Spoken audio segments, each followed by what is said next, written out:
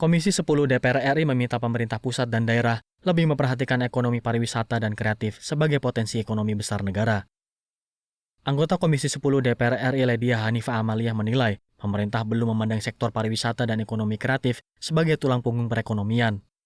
Kurangnya perhatian membuat potensi yang ada tidak berkembang secara optimal. Ledia pun mendesak stakeholder pariwisata untuk memaksimalkan potensi destinasi super prioritas serta pengembangan ekonomi kreatif di bidang seni pertunjukan.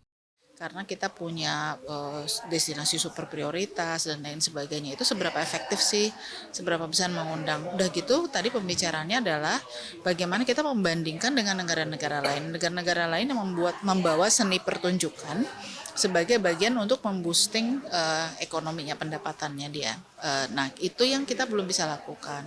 Jadi ada banyak hal yang harus diselesaikan di internal Indonesia sendiri, bagaimana kementerian lembaga itu bisa bekerja sama, bagaimana kemudian pemerintah dan swasta, bagaimana pemerintah pusat dengan pemerintah daerah, sehingga tadi beberapa teman Komisi 10 juga menyinggung bahwa pemerintah daerah itu betul-betul harus dikuatkan, dipahamkan betapa sesungguhnya pariwisata dan ekonomi kreatif itu bisa jadi ujung tombak, bisa jadi tulang punggung PAD-nya, pendapatan asli daerahnya, asalkan mereka serius menanganinya.